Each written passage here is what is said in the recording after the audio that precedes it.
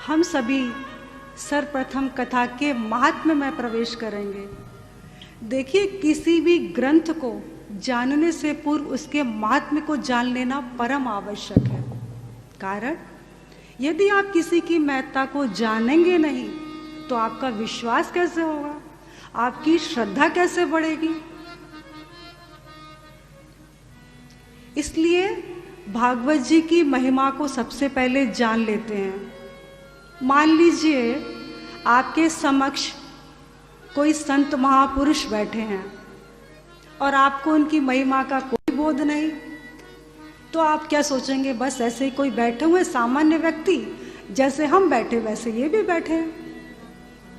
लेकिन यदि आपसे कोई आकर कह दे कि जानते हो ये जो आपके पास बैठे हुए हैं ना, यह उच्च कोटि के संत महापुरुष हैं, तो क्या होगा, आपके हृदय में उन संत के प्रति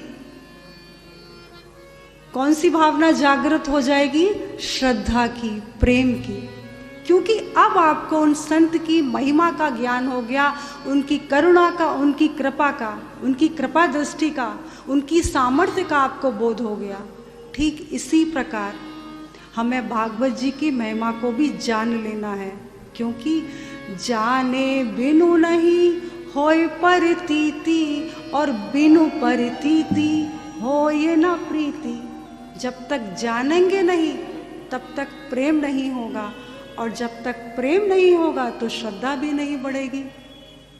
श्रीमद् भागवत जी की महिमा का वर्णन बहुत सारे पुराणों में आया है, एक या दो पुराणों में नहीं, 17 पुराणों में। इसीलिए तो श्रीमद् भागवत जी को पुराण तिलक भी कहा गया है। सच्चिदानंद रूपाय विश्वोत्पत्त्यादि हेतवे तापत्रय विनाशाय श्री कृष्णाय वयं नमः। देखिए, भागवत जी का आरंभ भी सत्य से ही शुरू हुआ है। भगवान सत्य स्वरूप हैं।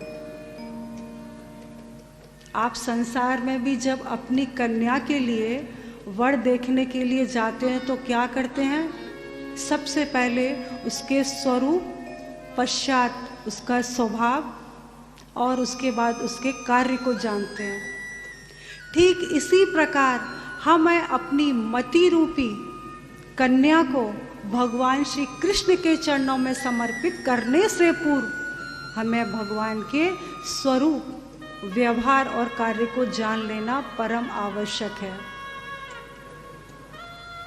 जैसे हम वर के स्वरूप को देखते हैं कि हमारी कन्या के अनुरूप है, तब भी हम विवाह तय नहीं करते।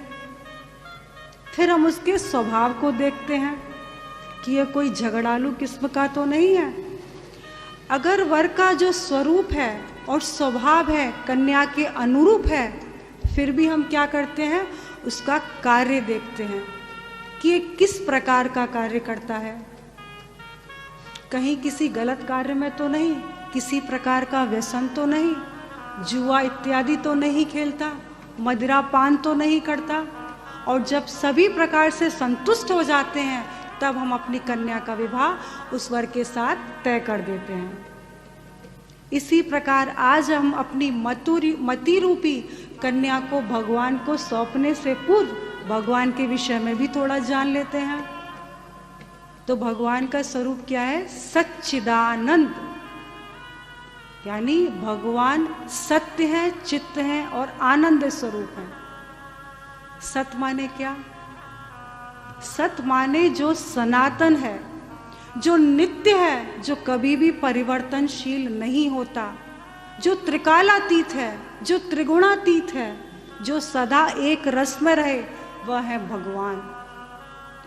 सत्यम व्रतम सत्य परमं त्रिसत्यम सत्यस्य योनि निहितं च सत्ये सत्यस्य सत्यामृत सत्य नेत्रम सत्यात्मकं त्वां शरणं प्रपन्नम। जो नित्य सनातन सदा सर्वदा रहें, वह है भगवान श्री कृष्ण। और ये संसार क्या है? निरंतर परिवर्तनशील, इसीलिए तो मिथ्या कहा गया है। आपने देखा होगा जो स्थिति परिस्थिति आज से 10 दिन पहले थी वो आज नहीं है। अरे अपना ही अनुभव ले लीजिए। पहले मनुष्य बालक होता है, फिर युवावस्था को प्राप्त होता है, वृद्धावस्था को प्राप्त हो जाता है। तो जो निरंतर परिवर्तनशील होता रहता है वह है मिथ्या संसार, और जो सदा एक रस में रहे वह है भगवान। भगवान का दूसरा स्वरूप है चित, यानी चैतन्य, जिनका अच्युत ज्ञान हमेशा सदा सर्वदा बना रहे। देखिए, जब भगवान श्री कृष्ण द्वारिका में 16,108 पटरानियों के साथ वार्तालाप करते हैं, और जिस समय यदुकुल का नाश हो रहा था, भगवान के ज्ञान में निमेष मात्र भी अंतर नहीं आया, क्योंकि वह अच्युत है। अच्युत माने जो अपने स्वरूप से निमेष मात्र भी विचलित नहीं होते हों, जो स्वयं प्रकाशवान है। सूर्य भी जिनसे प्रकाशित होता है, चंद्रमा में शीतलता का भी कारण वही है। ऐसे चित्त स्वरूप भगवान को हम प्रणाम करते हैं। अब तीसरा सबसे महत्वपूर्ण है भगवान का स्वरूप आनंद। और आनंद तो वाणी का विषय है ही नहीं। आनंद तो अनुभव की वस्तु है। आनंद माने क्या? आप किसी से भी पूछो आनंद माने क्या, सबकी अपनी अलग अलग परिभाषा। कोई कहता है कि अच्छा भोजन कर लिया, आनंद आ गया। कोई कहता भाई रसगुल्ला खा लिया, बहुत आनंद आ गया आज तो। कोई कहता अरे आज तो हम कश्मीर घूम के आए, नवीन नवीन स्थानों पर भ्रमण किया, बहुत आनंद आ गया। किंतु ये सब वास्तविक आनंद नहीं है। वास्तविक आनंद तो आनंद कंद श्री कृष्ण चंद्र में है। उस रस सिंधु की एक बिंदु भी यदि किसी को प्राप्त हो जाए तो वह साधक पूर्ण काम, पूर्ण शांत, पूर्ण आनंद हो जाए।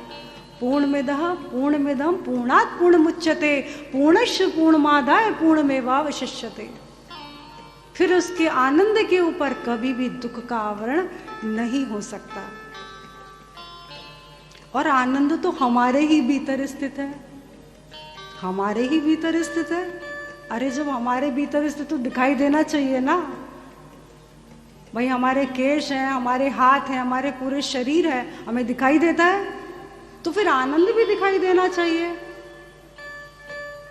ये बात तो है। आनंद तो दिखाई नहीं दे रहा तो कैसे मान लें? ठीक है,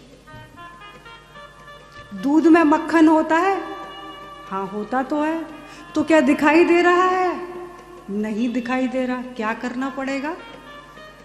पहले दूध को एकांत में जमाना पड़ेगा, फिर उस दही का मंथन करना पड़ेगा, पश्चात आपको वह सार तत्व मक्खन प्राप्त होगा। ठीक इसी प्रकार जब मनुष्य एकांत में बैठकर अपनी चित्त वृत्तियों को एकाग्र चित्त करके भगवान के स्वरूप का ध्यान करता है, अपने हृदय का मंथन करता है, तब वह आनंद स्वरूप भगवान उसके हृदय में प्रकट होते हैं।